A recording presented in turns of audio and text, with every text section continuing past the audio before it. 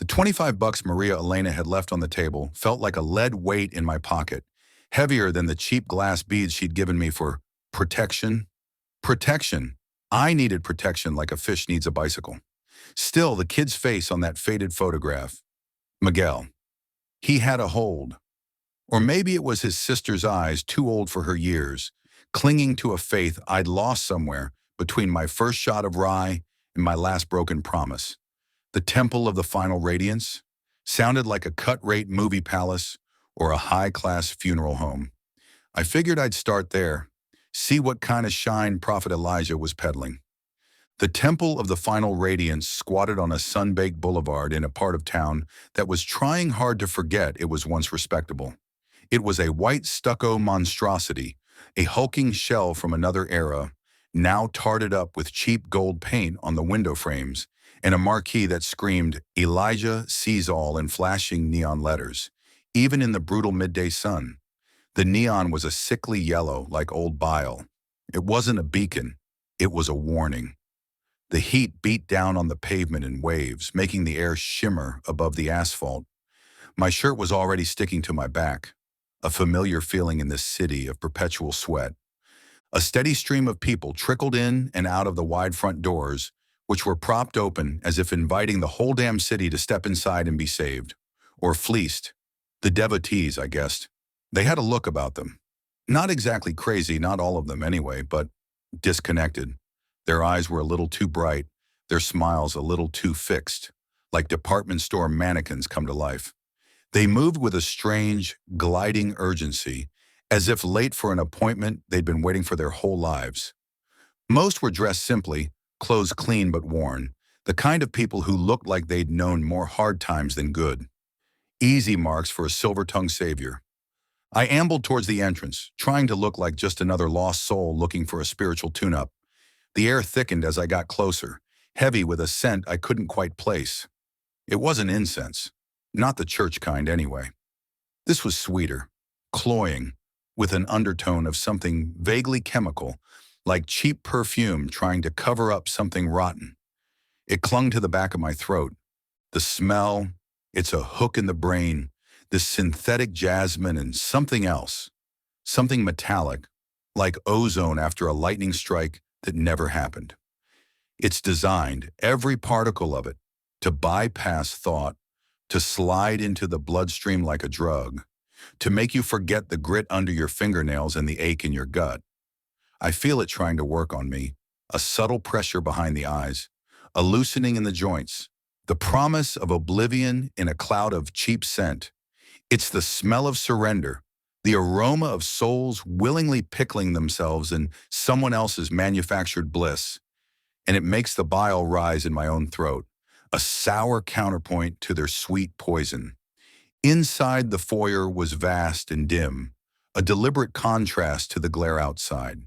The gold paint was even more liberal here, slathered over everything that didn't move, catching the light from hidden fixtures that cast long, theatrical shadows. It looked opulent until you got close enough to see the cracks in the plaster underneath, the fingerprints on the gilt, the way the velvet ropes were frayed at the edges. All show, no substance, like a $10 blonde with a heart of tin. The air hummed with a low, almost sub-audible chanting, piped in from somewhere deeper inside the building. It was meant to be soothing, I supposed, but it just put my hair on edge. A couple of beefy characters in ill-fitting dark suits stood near the inner doors, their arms crossed, their expressions carefully blank. Temple security, or maybe just ushers who'd eaten their Wheaties. They had the same slightly glazed look as the people outside, but with an added layer of self-importance. I gave them a wide berth. I wasn't looking for trouble, not yet anyway. I drifted towards a table laden with pamphlets and books, all bearing Prophet Elijah's beatific, airbrushed face on the cover. Titles like The Pathway to Radiance and Elijah's Light, A New Dawn for Man. I picked one up. The paper was cheap, the printing smudged. Inside, the prose was a mishmash of half-baked philosophy, dime store mysticism, and vague promises of eternal bliss. All yours for a modest donation, of course. A woman with flyaway gray hair and eyes that seemed to be focused on something about 1,000 miles past my left shoulder materialized at my elbow. She wore a pale blue smock, like a hospital orderly. Her smile was wide and vacant. "Are you seeking the light, brother?" she whispered, her voice breathy. The chemical jasmine smell was stronger on her, as if she bathed in the stuff. "Just browsing, sister," I said, trying for a tone of humble curiosity. "Heard good things about the prophet." Her smile widened, if that was possible. "Oh, the prophet is a vessel of pure truth, a conduit for the final radiance that will cleanse us all," she enthused. Her eyes flickered for a moment, a spark of something almost manic in their depths. "He has shown us the way. He has opened our hearts to the glory that awaits." Her hand, surprisingly strong, gripped my arm. Her fingernails were bitten to the quick. "You must come to a service, brother. You must hear his words. They will change your life. They will burn away the darkness." Her grip is like a bird's claw, surprisingly tight, desperate. I feel the tremor in her fingers, the feverish conviction that radiates from her like heat from a furnace. This isn't just belief. It's a drowning woman clinging to a rotten piece of driftwood, and she wants to pull me under with her.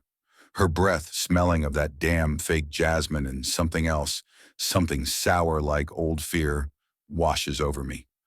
I see the hunger in her eyes, not for food, but for certainty, for an end to the questions that gnaw at the soul in the small hours of the night. And I see the prophet's genius. He's not selling God. He's selling an escape from the terrible burden of being human. "I'm sure they would," I said, gently disengaging my arm. "Actually, I was hoping to ask about someone. A young man, Miguel Vargas. My nephew. He's been coming here, I think. I was hoping to connect with him." I showed her the photograph. Miguel's goofy grin looked painfully out of place in this atmosphere of manufactured holiness. The woman's smile faltered for a split second. Her eyes, which had been fixed on that distant horizon, flickered down to the photograph, then back to my face.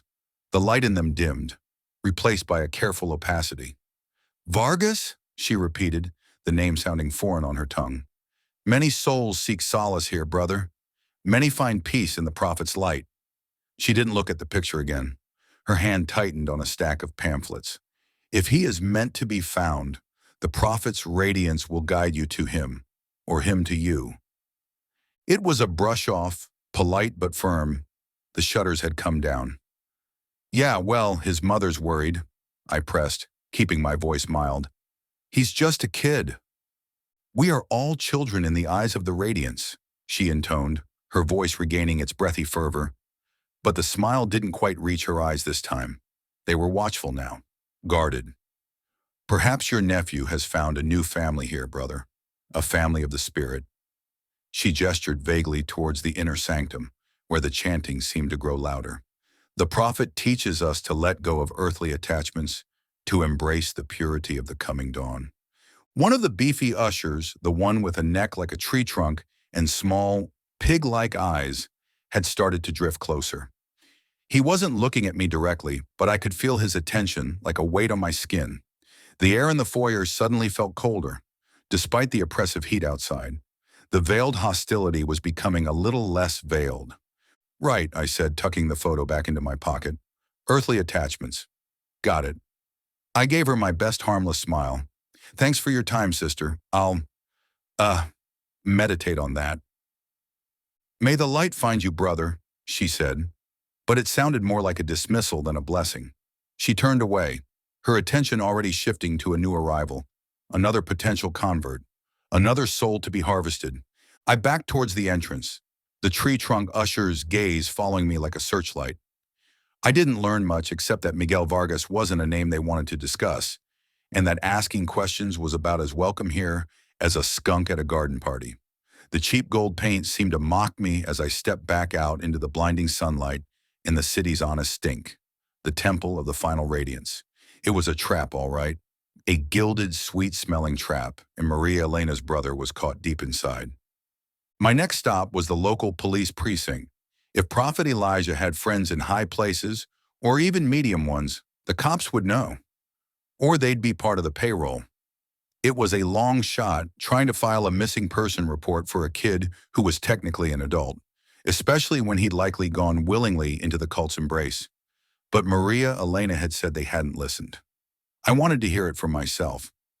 The precinct house on Alvarado was a tired brick building that looked like it had absorbed all the misery and desperation of the neighborhood and was slowly crumbling under the weight.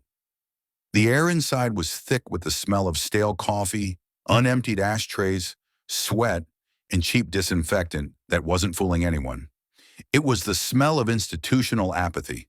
A bored-looking desk sergeant with a face like a well-worn catcher's mitt and eyes that had seen too much of the city's underbelly grunted at me from behind a scarred wooden counter. "Help you?" he asked, his voice flat, like he was daring me to actually need something. "Like to report a missing person," I said, "or at least get some information. Kid named Miguel Vargas, 17. Last seen heading into the temple of the Final Radiance." The sergeant's eyes, which had been half closed, flickered open a little wider at the mention of the temple. He chewed on the inside of his cheek for a moment. "Vargas, huh? 17? That makes him an adult, more or less. He can go where he pleases." He didn't even bother to pick up a pencil. Bureaucratic runaround, Chapter 1, Verse 1. "His sister's worried sick," I said. "Thinks this Prophet Elijah character has him brainwashed. She just wants to know he's okay." The sergeant leaned back in his chair, which creaked in protest. He ran a hand over his thinning hair. "Look, pal," he said, his voice dropping a little. "This Prophet Elijah, he runs a church. People find comfort there. We get calls about him now and then. Concerned relatives mostly. But there's nothing illegal about believing in, well, whatever it is he's selling. Far as we know, it's all above board. He's got permits. He pays his taxes, probably." He gave a short, humorless laugh. "More than I can say for some folks." "So you're not interested if a kid gets sucked into a cult and disappears off the face of the earth?" I asked, letting a little edge creep into my voice. The sergeant's eyes narrowed. "Watch your tone, mister. I'm telling you how it is. Unless you got evidence of a crime, kidnapping, extortion, something with teeth, there's not much we can do. Kid probably just found God, or whatever Elijah calls it, and doesn't want his family nagging him." He paused. "You a relative?" "Private investigator, hired by the sister." That seemed to change the temperature in the room. The sergeant sat up a little straighter. He picked up a pencil, tapped it on the counter. "PI, huh? Sticking your nose in where it's not wanted?" His gaze hardened. "Maybe you should leave the police work to us, pal." Before I could reply, a voice cut in, sharp and carrying authority. "Something I can help with, Sergeant Doyle?" A uniformed officer had emerged from a doorway behind the counter. He was tall, broad-shouldered, with a square jaw and cold, pale blue eyes that seemed to take in everything and give nothing away. His uniform was crisp, his badge shiny. He had an air of command about him, but there was something else too, something hard and watchful. His name tag read Miller. Sergeant Doyle visibly relaxed, or maybe tensed in a different way. "Just a PI, Miller. Asking about some kid who joined Prophet Elijah's flock. Name of Vargas." Officer Miller's gaze flicked to me, cool and appraising. It lingered for a moment, then dismissed me. "Prophet Elijah is a respected member of this community, mister." He paused, waiting for my name. "Ransom," I said. "Jack Ransom." "Mr. Ransom," Miller continued, his voice smooth but with an undercurrent of steel. "He provides spiritual guidance to a great many people. People who are often lost and troubled. If this young man, Vargas, has chosen to associate with the temple, that is his right. As Sergeant Doyle stated, he is of an age where he can make his own decisions." His eyes were like chips of ice. This was the wall Maria Elena had run into. This cop, Miller, he's too clean, too polished for this grimy precinct. His uniform doesn't have a single crease out of place. His shoes gleam like obsidian. He stands there, a pillar of civic virtue, and I can smell the corruption on him from 10 feet away. A faint, metallic tang under the soap and starch, like old blood money. It's in the way his eyes don't quite meet mine when he says Elijah's name. The way his jaw tightens just a fraction. He's bought and paid for, a piece of the profits expanding real estate portfolio, and he's warning me off, not with a shout, but with the chilling certainty of a man who knows which side his bread is buttered on and who holds the knife. The whole damn city is a web, and Elijah's just one more fat spider sitting in the center, with flies like Miller guarding the strands. His sister is concerned he's being exploited, I said, holding Miller's gaze. She thinks he's in danger. Miller's lips thinned into a semblance of a smile. It didn't reach his eyes. Concerned relatives often misunderstand the nature of spiritual awakening, Mr. Ransom. Prophet Elijah's ministry is one of peace and enlightenment. I'm sure the young man is perfectly fine. Perhaps he simply wishes to be left alone to pursue his newfound faith. He took a step closer to the counter. His presence seemed to fill the space, exuding a quiet menace. And if he isn't fine, I asked, if this peace and enlightenment involves emptying his pockets and cutting him off from his family? Officer Miller's voice dropped, losing its smooth veneer, becoming flat and hard. I think you're walking a dangerous line, Mr. Ransom, making unfounded accusations against a respected spiritual leader. That kind of talk can lead to misunderstandings, complications. He leaned forward slightly, his eyes boring into me. This city has enough trouble without private eyes stirring up more. I'd advise you to tell your client her brother has found a new path and that she should respect his decision. It would be healthier for everyone involved, especially for you. The threat was clear, delivered with the casual arrogance of a man who knew he held all the cards. This wasn't just a cop on the take. This was a protector of the prophet's interests. Elijah's reach extended further than I thought. My jaw tightened. The $25 in my pocket suddenly felt like hazard pay. Thanks for the advice, Officer Miller, I said, my voice equally flat. I'll be sure to pass it on. I turned to leave. Sergeant Doyle was suddenly very busy shuffling papers, avoiding my eye. Some cops just wanted a quiet life. Miller wanted to make sure I didn't disturb his. See that you do, Ransom, Miller called after me, his voice once again smooth, almost pleasant. We wouldn't want any unfortunate incidents. I didn't look back. I walked out of the precinct, the smell of stale coffee and Miller's veiled threats clinging to me like cheap cologne.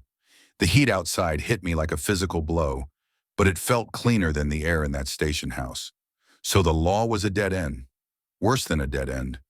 It was a brick wall with Miller's smug face painted on it. Prophet Elijah had the police in his pocket, or at least this precinct. Finding Miguel Vargas was going to be tougher and dirtier than I'd thought, and probably more dangerous. I needed a drink, or maybe just to get my head straight. Miller's warning had an ugly weight to it. These cult guys, they didn't like people poking around, and they had friends. I decided to take a walk, try to clear the stench of the temple and the precinct from my lungs. I headed down a side street, away from the main drag, the sun beating down on my hat. My jacket felt like a furnace. I was halfway down a narrow alley, a shortcut I sometimes used, when I heard the scrape of shoes behind me. I didn't think much of it at first. This was the city. You were never really alone. But then I heard it again, closer this time, quicker. I glanced back. 2 figures emerging from the mouth of the alley. They weren't cops. They had the same beefy build as the ushers at the temple, the same ill-fitting dark suits, the same blank, watchful expressions. They'd picked up my tail fast, or maybe Miller had made a call. I quickened my pace. The alley was a claustrophobic channel between 2 brick buildings, littered with overflowing trash cans and the ghosts of last night's bad decisions. The smell of rotting garbage and stale beer was thick in the air. There was a fire escape ladder a little further down. If I could reach it, they were gaining on me.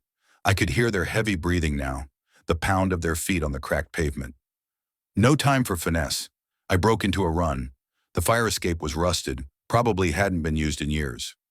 I reached for the bottom rung, my fingers closing around the cold, gritty metal. One of them caught my jacket, yanking me back. I spun, throwing an elbow.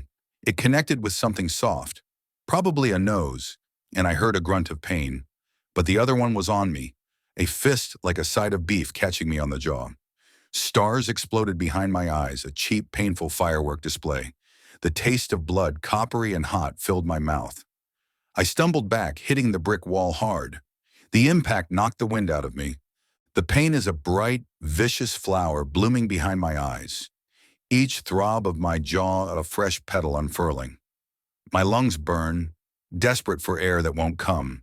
The alley spins, the grime and the stench and the fear a dizzying kaleidoscope. I taste the grit of the brick against my cheek, the metallic tang of my own blood, a communion with the city's filth. This isn't a fight, it's a beating, methodical and impersonal, the kind of violence that doesn't ask questions and doesn't care about the answers. And in that moment, I'm not Ransom the PI. I'm just another piece of meat in a city that's always hungry. They weren't looking to kill me. Not here. Not yet. This was a message delivered with fists and feet, a reminder of Officer Miller's advice. I curled up, trying to protect my head and ribs as the blows rained down. Each one was a punctuation mark in their silent sermon. Stay away from the prophet. It was brutal, efficient, and over quickly. They weren't professionals, just hired muscle, but they knew their business, the business of pain. Then, as suddenly as they'd started, they stopped. I heard their footsteps retreating, quick and heavy. I lay there for a minute, gasping for breath, the alley floor cold and hard beneath me. My head was throbbing, my jaw felt like it was broken, and my ribs ached with every shallow breath. Slowly, painfully, I pushed myself up to a sitting position. My hat had rolled into a puddle of something unidentifiable. My jacket was torn. I spat out a mouthful of blood. They'd done a thorough job. I needed Doc Finch, Alistair Finch. He ran a back alley clinic a few blocks over, tucked away like a bad secret the city kept from itself. It was a place where the busted goods washed up, the guys who took lead instead of payroll, the dames with faces rearranged by jealous fists, the marks who learned the hard way about sharp edges. Doc Finch stitched them up, pulled out the slugs, and kept his mouth shut tighter than a miser's fist.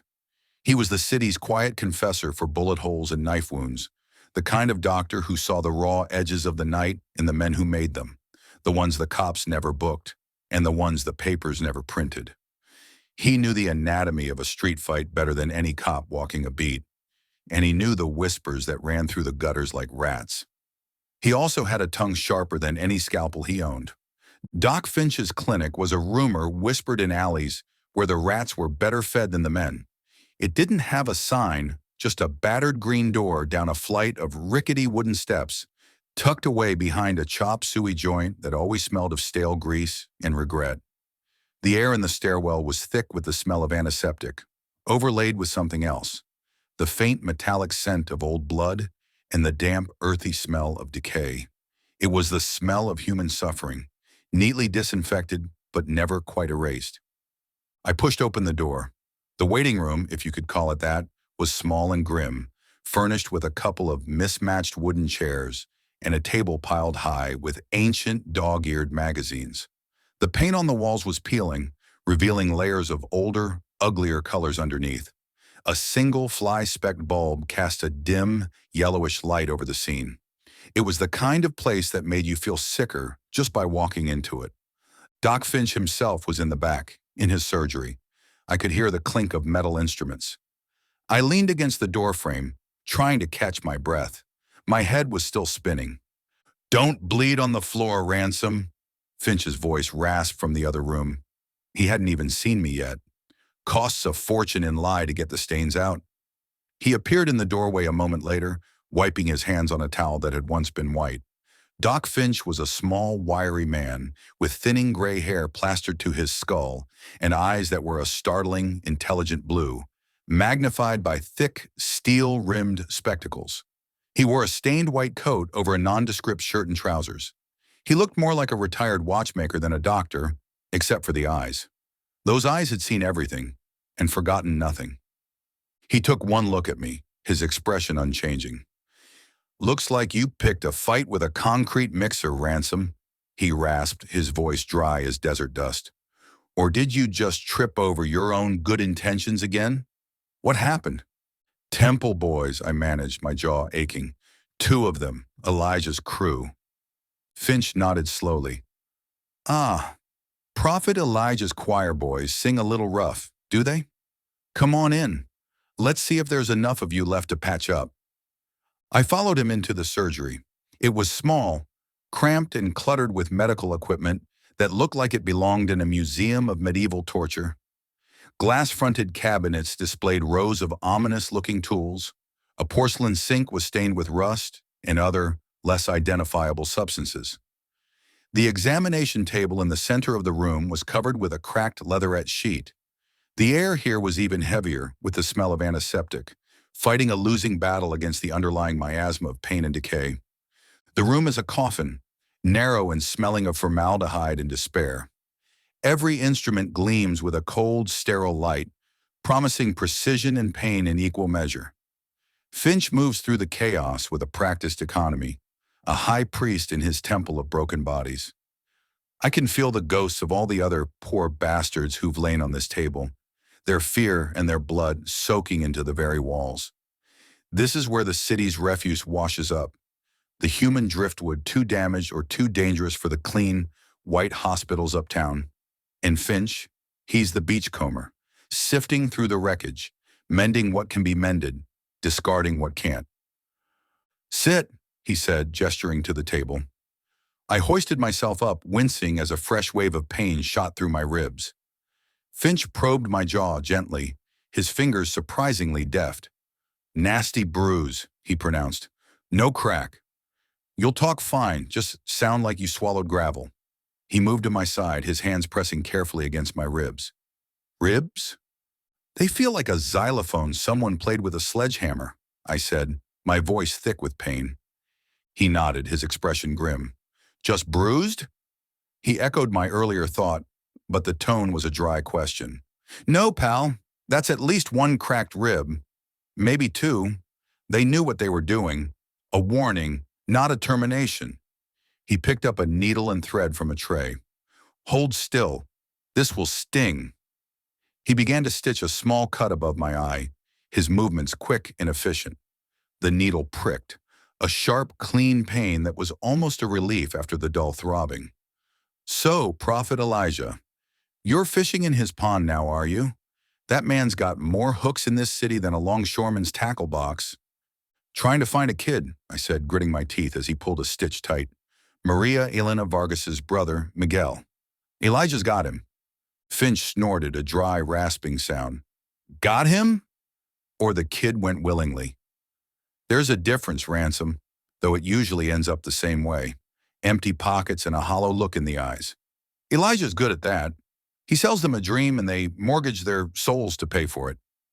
He finished the last stitch, snipped the thread.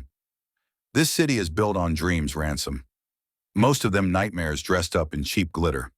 Elijah's just found a new way to market the darkness. He dabbed at the cut with a piece of gauze soaked in something that burned like hellfire. Faith, he muttered, more to himself than to me. It's a powerful drug, more addictive than morphine, harder to kick. And prophets like Elijah, they're just pushers in fancier robes. They find the vein, slide the needle in, and watch the poor bastards float away on a cloud of manufactured bliss. He looked at me, his blue eyes sharp behind the spectacles. You, Ransom, you're immune to that particular brand of poison, I suspect. Too much acid in your system, but that doesn't mean you can't get burned playing with it. The cops are in his pocket, I said. Met a charming fellow named Miller. Warned me off. Finch nodded slowly. Miller, yes. He's one of Elijah's more polished acquisitions. Keeps the rough edges smooth. The prophet understands the value of civic cooperation. He began to clean another small abrasion on my cheek. His touch was surprisingly gentle for a man who dealt in so much brutality. This city, Ransom, it's a living organism. And like any organism, it's riddled with parasites. Elijah's just one of the bigger ones, feeding fat on the fear and loneliness. He offers them certainty in an uncertain world, a light in the darkness. Never mind that the light is usually just a cheap neon sign, flickering before it burns out. He stepped back, surveyed his handiwork. Well, you'll live. he pronounced as if it were a diagnosis of a terminal illness with a temporary reprieve. But you're a fool, Ransom. You always were. Chasing shadows, tilting at windmills. This kid Miguel, even if you find him, what makes you think you can pull him out? What makes you think he'll want to come? His sister asked me to, I said, the words tasting lame even to my own ears. Finch almost smiled. It was a grim, fleeting thing, like a winter sunrise. Ah, yes, a damsel in distress, your particular weakness. Or is it just a convenient excuse to go dancing with your own demons? He began to put away his instruments, cleaning them with meticulous care. Be careful, Ransom. Elijah's temple isn't just built on faith and cheap gold paint. There are darker currents running beneath it, things that don't like being disturbed. You stir up that water, you might drown in it. He finished cleaning up, then turned to me, his expression unreadable. That'll be $10, Ransom, for the stitches and the unsolicited advice. Between the two of us, the advice is probably worth more.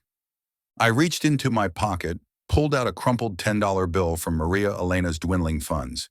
It felt dirty, using her money to pay for the beating Elijah's men had given me.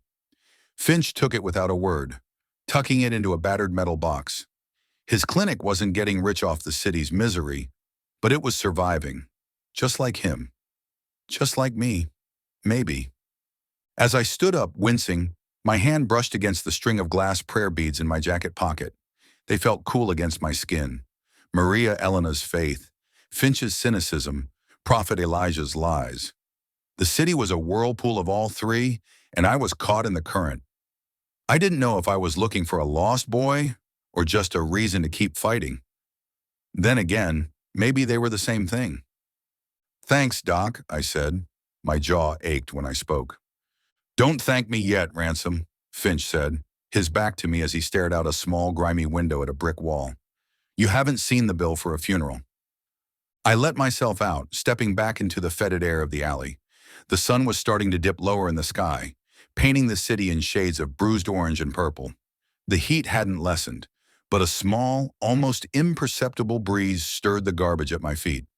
It felt like the city taking a shallow, painful breath. My own ribs certainly felt that way. Prophet Elijah. He was more than just a con man. He was a power in this town, and I just made myself his enemy.